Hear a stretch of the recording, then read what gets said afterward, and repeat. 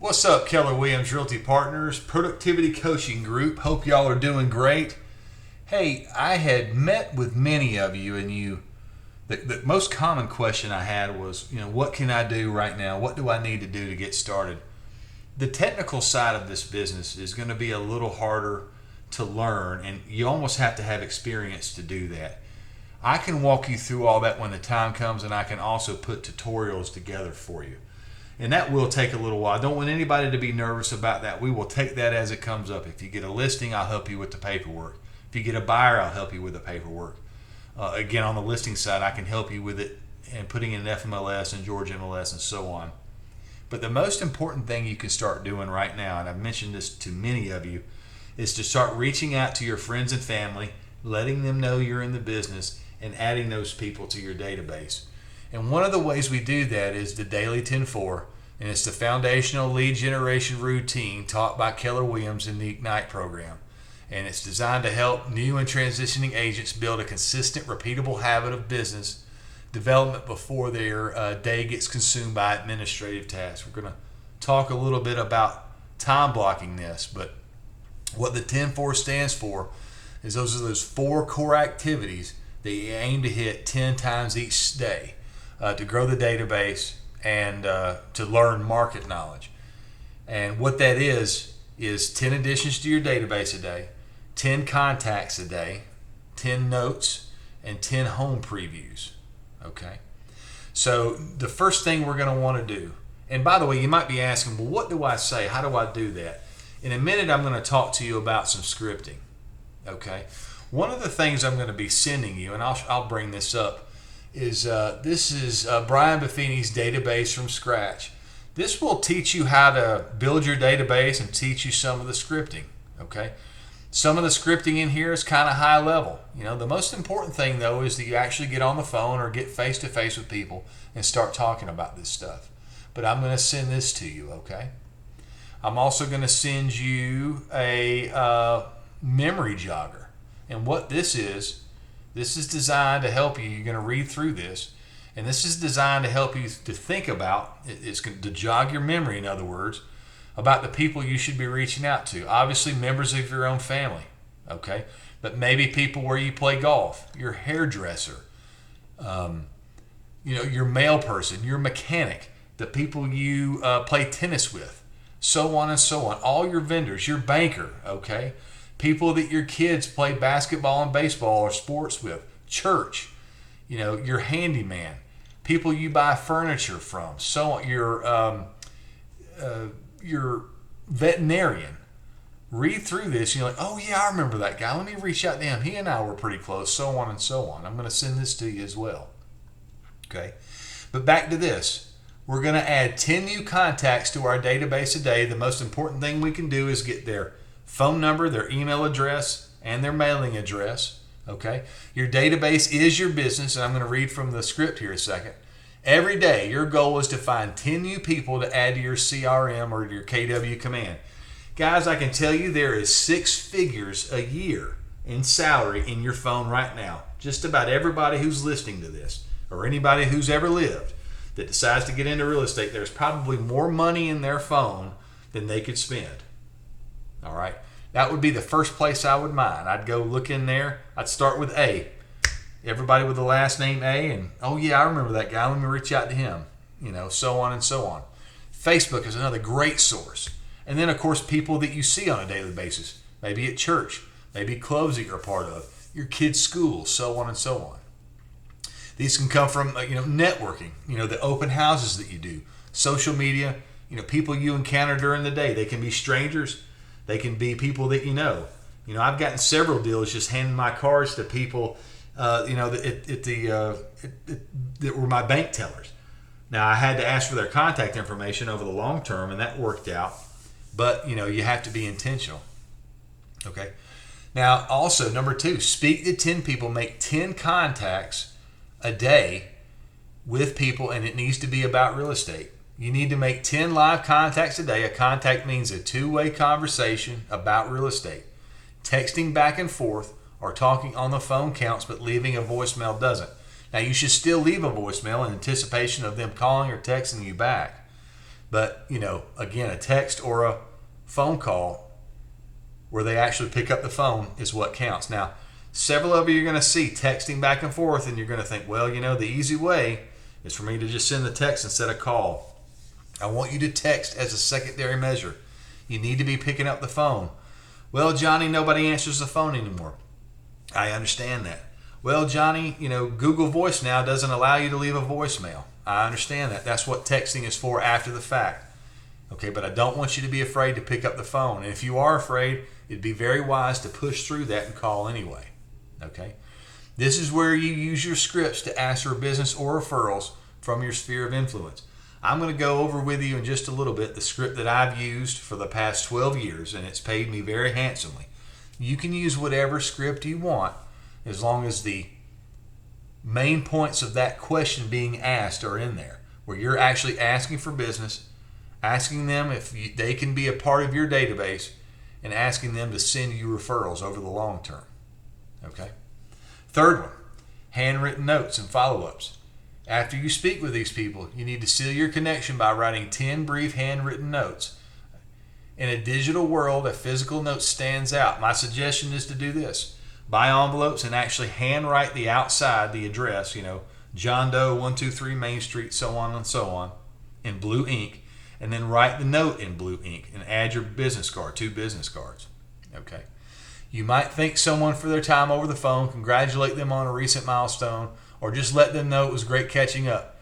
I always lead with gratitude and service.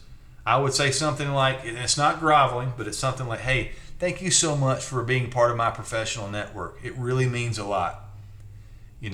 Here's a script you might use. I'm going to send this to you, and I'll just read the second one here. Thank you for taking the time to chat with me. It was great getting to know you, and I look forward to helping you. Please know that I am available to you at any time to be an asset and resource to you, your family, and your friends. Again, this is kind of a call to action, reminding them that you can not only help you, or them, but their friends and family. And again, this might be for someone you just met. You might want to change the wording up if it's somebody you know, of course. Please call whenever a question or need comes up. I'll stay in touch. I wish you all the best. And then I'll let you read this one on your own time. As long as the main point is made, that you're expressing gratitude and letting them know that you're their realtor of choice and you're going to keep up with them, that's all that matters. And then finally, preview 10 homes per week. This is the only one that's, instead of 10 homes a day, it's 10 homes a week, or you can do 2 a day. You can knock them all out in one Friday afternoon if you want to. If you want to go out on Saturday and Sunday to preview those houses at an open house, it'll certainly make it easier for you. You can do that. And what it says here is to be a local expert, you have to know the inventory. More importantly, you have to know the pricing of the local inventory. And nothing can do that better for you than previewing homes. While the other metrics are daily, this one breaks down into 10 home previews a week, about 2 a day. You look at homes on the MLS, tour active listings, or visit open houses so you can intimately know price points, neighborhoods, and housing trends in your market. Now, you might be tempted to say, well, I'll preview them online. No, you need to go view these houses in person. I'm sorry, online doesn't count. And then finally, the big picture. Gary Keller teaches that real estate agents have 2 jobs, and this is just a fact: lead generation and real estate. And you could argue that lead generation is the most important part, because having a real estate license doesn't do you any good if you don't have any clients. The Daily 10-4 ensures you treat lead generation as your primary job. And what it talks about here is time blocking, the first few hours of your morning to get these numbers done before doing anything else. If you want to do your lead generation in the afternoon, I certainly don't have a problem with that. But I will tell you that if you don't do it in the morning, oftentimes it doesn't get done. So regardless, you need to time block for that activity. 2, 3, 4, maybe 6 to 8 hours a day if you're a new agent and you're full time. And you need to, I don't mean time block in your head. It needs to be written on your calendar or punched into your electronic calendar, and you need to stick to it. Consistency is key in this business, everybody. And I can tell you again, doing this sort of thing has made me a handsome living, and I just want to give that away to y'all, and there's no reason why you can't do it as well. Okay? Well, Johnny, I'm happy to do this, but I have no idea what to say. Well, I have my script that I have used for quite a long time. And again, this is another thing I'm going to send you. This has a lot of scripts in it as well. I'm not going to go into this too much, but it has scripts for, cold calling, expireds. There's literally dozens and dozens of scripts in here you can use. You don't have to use my script. Again, the wording is quite optional. What's the most important thing, though? Is to pick up the phone and call. Or the most important thing is to get out and get in front of people and start talking. Again, the wording is quite optional as long as you stick to those main foundational pieces. All right? Oops. Here's the scripts that I've used for quite a while. So this is asking to add METs, people you know, to your database, a live call. And maybe you've called, you've asked them a little bit about what's going on in their life, and they've responded by asking, what's going on with you? Now you can start out with this script, or you can wait and have a little personal conversation first. I wouldn't make it too long, but I would say something like this. Well, I do have a business reason for calling today. I have some really exciting news. I'm now a licensed realtor in the state of Georgia, and I work with a great team over at KW. Now, the reason why you might want to say something like this is to kind of go ahead and overcome the objection ahead of time that you're a new agent, you don't know what you're doing. Now, by the way, you do know what you're doing. You almost certainly know more than they do. Keep that in mind. You passed the real estate test, and you are a licensed realtor in the state of Georgia, and you've got your productivity coach in me, you've got your team leader, you've got your compliance officer, all here backing you up. I don't want anybody to think they can't go out and start getting business because they don't know how to fill out the listing agreement. We will figure that out, I promise you, okay? But again, I'm now a licensed realtor in the state of Georgia and work with a great team over at KW. I'm trying to build my business and would really be honored to help you or anybody you know buy, sell, or invest in real estate. Can I apply for the job of being your realtor from now on and going forward? Again, the wording is reasonably optional, but as long as you express those main points, and as long as you're comfortable with it, and you kind of have your script memorized, you'll be okay. You may feel a little cheesy saying, can I apply for the job of being your realtor? That's the one I've used forever, okay? Again, I'm going to send this to you as well, and I won't read both of these, but here's one. Hey, so-and-so, I'm calling because I have some exciting news. I'm officially a licensed realtor in Georgia now, and I've joined an incredible team over at KW. I'm working hard to build my business, and since you're someone I know and trust, I'd be absolutely honored to help you, or anybody you know, buy, sell, or invest down the line. Can I officially apply for the job of being your go-to real estate resource from now on? Or, hey, can I count on your support for you to send me you and your friends and family for their real estate needs? Something like this. Again, I would lean forward, I would lean into this, and I would own this, whatever your script is going to be, and I would have it committed to memory. And you can adjust as as the conversation flows. But you do need to have some sort of a script like this, at least in your head. Okay? Most people are going to be pretty reasonable, and they're going to tell you, oh, that'd be fine. Now, again, I'd rather have a hard no than a soft yes, but most people are being sincere when they tell you yes. Now, from time to time, you might have somebody tell you, oh, you know what, my mother is a realtor.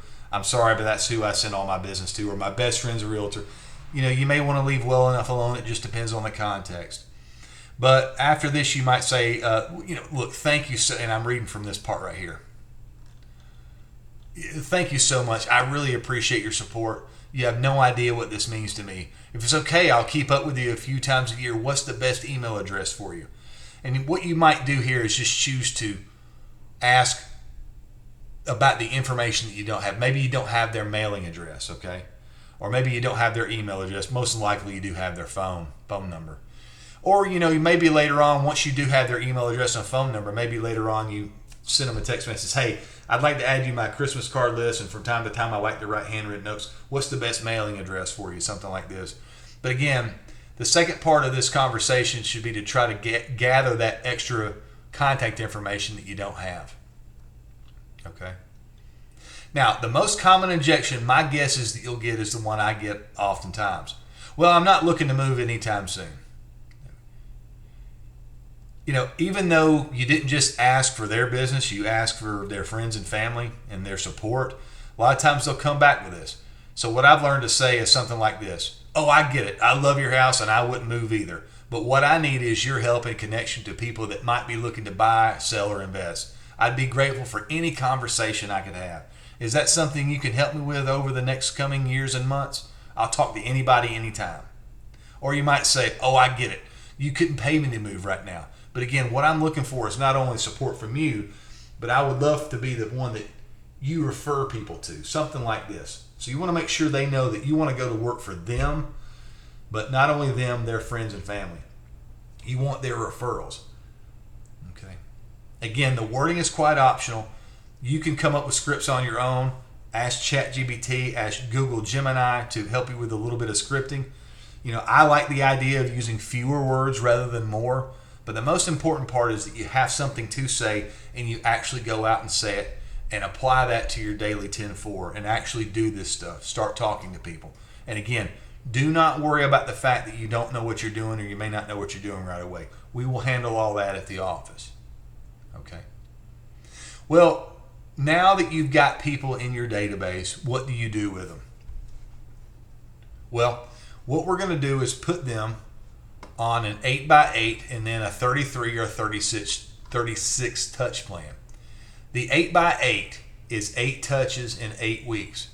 And what you're trying to do is trying to get ensconced in their head, so to speak, as their main source for real estate help.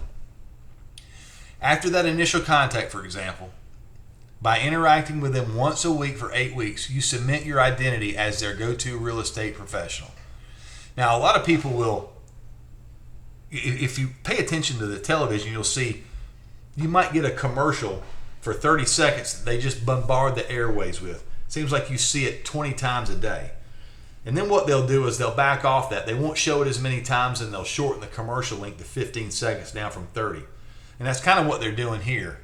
The 8x8 is that initial 30-second commercial that they're running 100 times. And then the 33 or the 36 touch is the 15-second more condensed version that's not going to hit them as often. And you can do a variety of those 8 touches. The first one should probably be a handwritten note expressing some sort of gratitude that, if it's a business owner, that, hey, thank you so much for allowing me to be a part of your professional network. The next text or next touch might be a text. After that might be an individual email. After that may be a call. Maybe the next week is you send them a friend request. Maybe the next one again, hey, you invite them out to coffee or lunch just to show your appreciation. If it's a business owner, then one of the best things you can do is send that person a referral if you trust them, okay? Or maybe, if it's someone who's not self-employed or on commission, you send them a great vendor of yours and then another handwritten note. Again, use ChatGPT, use Google Gemini to ask you for 8 ideas for, the 8x8 as taught by Keller Williams. And then once that's over, you're going to move them into what's called, and by the way, Command can suggest all this for you as well. You can put these people in, take a class on smart plans, but they'll show you how to digitize this, or at least set up a reminder for you so it's a lot easier. But then you want to move these people into either a 33 or 36 touch. When I was new, it was 33 touch. Now it's the 36 touch. And I'm just going to show you the one I've used. I haven't moved over to the 36 yet, and there are dozens of ways you can do this. But what I do is I do 4 calls a year, quarterly. Those might be centered around quarterly events that I do. Years ago, before COVID, and even after COVID, I did quarterly events at my house. A lot of times I would rent a bouncy house so the kids could come out, or one year or several years in a row, I did a rivalry Saturday college football game party. And sometimes I would have a house full of people, and sometimes I would have 8 or 9 people show up. But the point was for me to be able to reach out to them via phone.